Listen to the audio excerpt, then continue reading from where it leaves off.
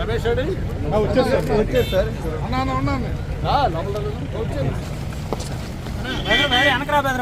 చూడలేదు, నేను చూడలేదు.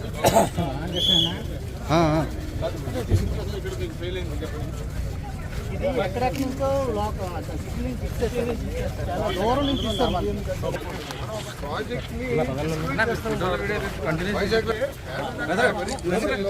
చాలా కట్ల మీద చెత్తలో ఉండే ఇల్లు అటువంటి పేదవాళ్ళకి ఇచ్చింది. Sir sir sir sir sir sir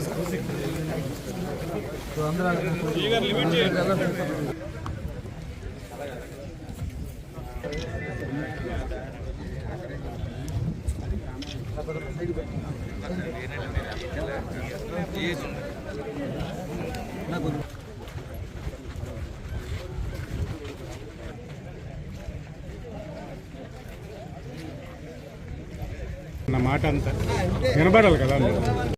మిగతా వాళ్ళు శేఖర్ శ్రీనివాసరావు గారు స్టేజ్ మీదకి రావాల్సిందిగా కోరుచున్నాం.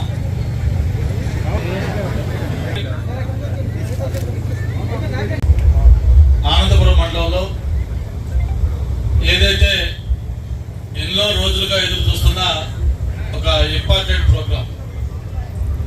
ఎందుకు ఇంపార్టెంట్ ప్రోగ్రాం అంటున్నా అంటే వేలాది ఇళ్ళు అంటే మనకి తమ్ముడిపల్లి కానీ ఇక్కడ కానీ మొత్తం దాదాపు 14-15,000 ఇళ్ళు.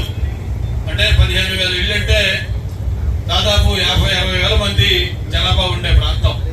అంటే ఒక పెద్ద మున్సిపాలిటీతో సమానం.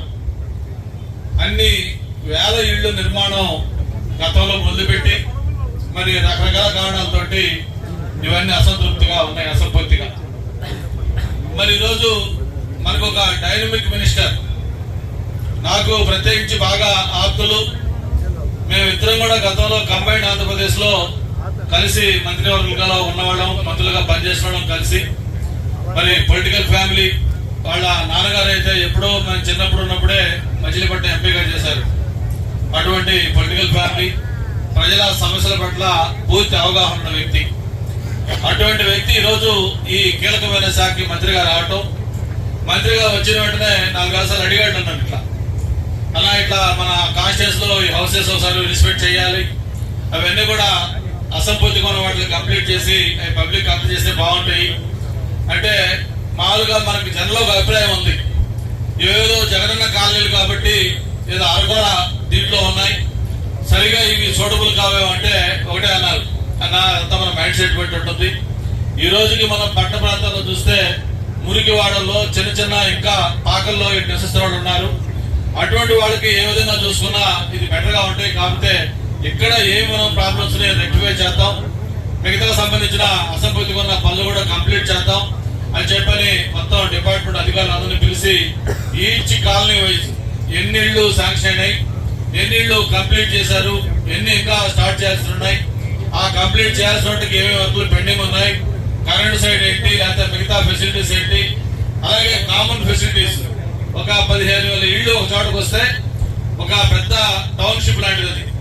దానికి కామన్ ఫెసిలిటీ, ఒక స్కూల్ ఉండాలి, ఒక హాస్పిటల్ ఉండాలి, ఒక మార్కెట్ ఉండాలి, ఒక షాపింగ్ కాంప్లెక్స్ రావాలి, ఒక సినిమా థియేటర్ రావాలి. ఇటువంటి అన్ని రావాలంటే అక్కడ కొంత కామన్ స్పేస్ కూడా ఉండాలి. ఇవన్నీ సరిగా వదిలారా లేదా, వదిలితే అవన్నీ ఎలా ఉన్నాయి ఇవన్నీ కూడా డీటెయిల్ గా స్టడీ చేద్దామని చెప్పని ఏదో అధికారులు చెప్పిన మాటలు వినకుండా నేను స్వయంగా వస్తాను, నేను చూస్తాను, చూసిన తర్వాత నిర్ణయం తీసుకుందామని చెప్పని ప్రత్యేకంగా ఆల్ ద వే ఈ రోజు ఈ కార్యక్రమం కోసం మినిస్టర్ గారు వచ్చినందుకు ఆయనకి ప్రత్యేకంగా ధన్యవాదాలు, అభినందనలు. అందరూ కూడా హర్షధ్వానాలతో చెప్పడం ద్వారా ఆయనకు కోరుతా ఉన్నాం. ముఖ్యంగా ఏమిటంటే పెద్ద ఎత్తున ఈ రాష్ట్రంలో పేదవాళ్ళకి ఇల్లు నిర్మించేవారనే ఏదైతే ఆలోచన ఉందో ఆ ఆలోచనలో కార్యక్రమంలో పెట్టడం కోసం ఈ కాలనీలన్నింటినీ కూడా గత ప్రభుత్వం ప్రారంభించింది కేంద్ర ప్రభుత్వ సహకారంతో.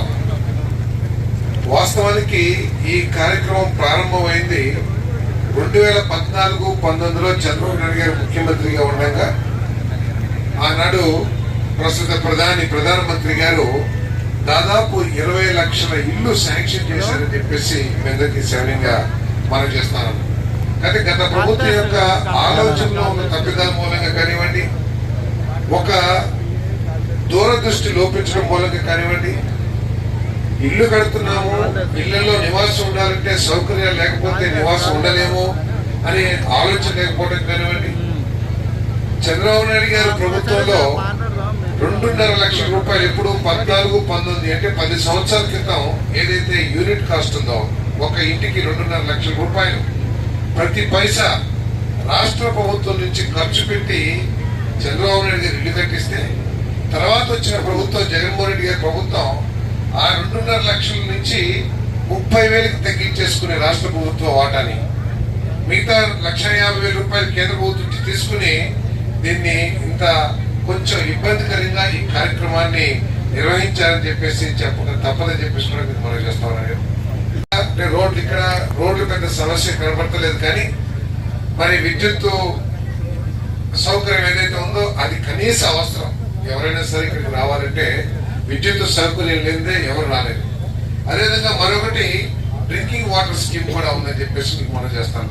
ఇక్కడ కూడా గత ప్రభుత్వం మూలంగా ప్రజలకు ఏ విధంగా నష్టం జరిగిందో ఒకసారి ఆలోచన చేస్తే, జల్ జీవన్ మిషన్ అని చెప్పేసి కేంద్ర ప్రభుత్వం నిధులు ఇస్తే కూడా ఆ జేజేఎం ఆ స్కీమ్ ద్వారా ఇటువంటి కాలనీస్ అన్నిటికీ కూడా మరి త్రాగునీటి వసతి ప్రతి ఇంటికి ఒకలా ఏర్పాటు చేయాలని చెప్పేసి ఆలోచన చేసింది గత ప్రభుత్వం, మరి కేంద్ర ప్రభుత్వ సహకారంతో. కానీ దురదృష్టం ఏంటంటే ఆనాటి ప్రభుత్వం దీన్ని కార్యాచరణలో పెట్టుకోకుండా తన చాతకారితనం కానివ్వండి, లేకపోతే ఆర్థిక సమస్యల మూలంగా కానివ్వండి, అంటే అప్పుల ఊబిగా మార్చేసిన ఈ రాష్ట్రంలో రాష్ట్ర ప్రభుత్వం ఇవ్వాల్సిన వాటాను ఎగ్గొట్టి ఆ కార్యక్రమం పూర్తిగా మరి నిర్వహించుకోలేకపోయామని చెప్పేసి మీకు మనం చేస్తాం. కార్యక్రమాన్ని ఉపయోగించుకోలేకపోయాం. 25,000 కోట్ల రూపాయలు కేంద్ర ప్రభుత్వం మనకు శాంక్షన్ చేస్తే కేవలం ఒక 2,000 కోట్ల రూపాయలు ఖర్చు పెట్టేసి మిగతా 23,000 కోట్లు కూడా మురిగిపోయేటట్టు చేసుకుంది గత ప్రభుత్వం అని చెప్పేసి మనం చేస్తాం. ఈరోజు మరి నేను పరిశీలించిన దాన్ని బట్టి చూస్తే ఏంటంటే ఇల్లు బాగానే కట్టారు, దానికి ఇంకా పూర్తి చేయాల్సిన అవసరం ఉంది. తప్పకుండా ఈ రోజు కానీ రేపు కానీ మీ గౌరవ శాసనసభ్యులు కూర్చోబెట్టుకుని ఈ మిగతా పనులు ఏదైతే ఉన్నాయో వాటిని పూర్తి చేయడానికి ఏదైనా కార్యాచరణ చేయాలో ఆలోచన చేస్తామని చెప్పేసి మనం చేస్తాను. ఇందాక కూడా నేను మరి విద్యుత్ శాఖ మంత్రి గారితో మాట్లాడాను, అదేవిధంగా మరి అధికారులతో కూడా మాట్లాడాను. వారు వెంటనే ఎక్కడైతే ఇల్లు పూర్తయినాయో అక్కడ విద్యుత్ సౌకర్యం ఏర్పాటు చేస్తారని చెప్పారు. మీరు కనుక ఈ ఇళ్లలో నివాసానికి వచ్చినట్లయితే తప్పకుండా ఆ విద్యుత్ సౌకర్యాన్ని అతి త్వరలో ఏర్పాటు చేస్తానని చెప్పేసి కూడా నేను శాఖ పరంగా ఎంతవరకు ఇవ్వచ్చు అనేది కూడా ఆలోచన చేస్తాను తప్పకుండా. మరి దానికి తోడు ఎమ్మెల్యే గారి సహకారంతో మరి విమాని నుంచి కొంత నిధులు తీసుకుని త్రాగునీటి సౌకర్యం కూడా ఈ కాలనీకి ఏర్పాటు చేసే బాధ్యత తీసుకుంటామని చెప్పేసి మీదకి సమయంగా మనం చేస్తాను. కాబట్టి మా అధికారులు కూడా చెప్పేది ఏంటంటే ఏదైతే కాంట్రాక్టర్లు మిగిల్చేశారో పూర్తి చేయకోకుండా ఇల్లు వెంటనే రేపే కాంట్రాక్టర్లు పిలవండి. ఎవరైతే చేశారో వాళ్ళని పిలిపించి సమావేశం ఏర్పాటు చేయించండి. అవసరమైతే వాళ్ళ శాసనసభ్యులుగా కూడా ఉంటారు. నిర్దిష్టంగా ఎప్పుడు లోపల కంప్లీట్ చేసి వాళ్ళకి హ్యాండ్ ఓవర్ చేస్తారనే విషయాన్ని మీరు స్పష్టం చేయాలని చెప్పేసి కూడా నేను మనం చేస్తాను. కేవలం 700 మందికి మాత్రమే లోన్లో రిలీజ్ అయినాయి 35,000 రూపాయలు. ఆ 35,000తో మొత్తం పూర్తి చేసుకోవాల్సిన బాధ్యత లబ్ధిదారుల మీద ఉంది. అదేవిధంగా ఎవరైతే కాంట్రాక్ట్ చేశారో వాళ్ళ మీద కూడా ఉంది. కాబట్టి లబ్ధిదారులు నేను కోరుకున్నది ఒకటే మీకు మనం చేస్తామని, మీరు ఒక పక్క ఇల్లు అద్దెలు కట్టుకుంటూ ఉన్నారు, అంతేకాకుండా ఇంత సౌకర్యవంతమైన కాలనీలో ఉంటున్నారని చెప్పేసి నేను భావించట్లా. దయచేసి ఈ కార్యక్రమాన్ని సద్వినియోగం చేసుకోమని చెప్పేసి కోరుతా ఉన్నాను. ఏదైతే 35,000 రూపాయలు మీకు డ్వాక్రా లోన్ తరపున ఇల్లు కట్టుకోవడానికి లోన్ ఇచ్చారో దాన్ని కనుక మీరు ఈ ఇంటికి వాడుకునేటట్లయితే మీకు తప్పకోకుండా ఆ ఇల్లు పూర్తవుతుంది, కొద్దిగా గొప్ప మిగులుతుంది. అటువంటి వాళ్ళకు కూడా ఈ 16 మందిలో ఎంతమంది అయితే ఎస్సీలు, బీసీలు, ఎస్టీలు ఉన్నారో ఈ 2,15,000 కాకుండా ఎస్సీ, బీసీలకైతే మరో 50,000 రూపాయలు, ఎస్టీలకైతే మరో 75,000 రూపాయలు ఇచ్చే కార్యక్రమం కూడా. ఎందుకంటే చంద్రబాబు నాయుడు గారు మన కూటమి ప్రభుత్వం యొక్క లక్ష్యం ఏంటంటే ఈ 4 సంవత్సరాల్లో అర్హత ఉన్న ప్రతి ఒక్కరికి కూడా ఇల్లు నిర్మించి వారికి ఇవ్వాలనేది ఈ ప్రభుత్వం యొక్క లక్ష్యం.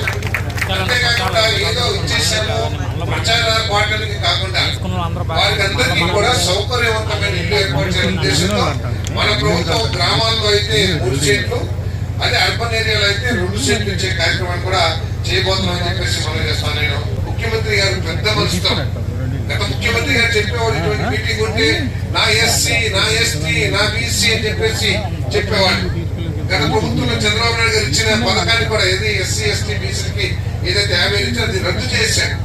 మళ్ళీ ఈ రోజు మన ప్రీతమ ముఖ్యమంత్రి చంద్రబాబు నాయుడు గారు ఎస్సీలకి, బీసీలకి, ఎస్టీలకి మరో 50,000 రూపాయలు ఇచ్చే కార్యక్రమం చేస్తున్నారు. కాబట్టి దయచేసి సద్వినియోగం చేసుకోమని చెప్పేసి మనం చేస్తాను.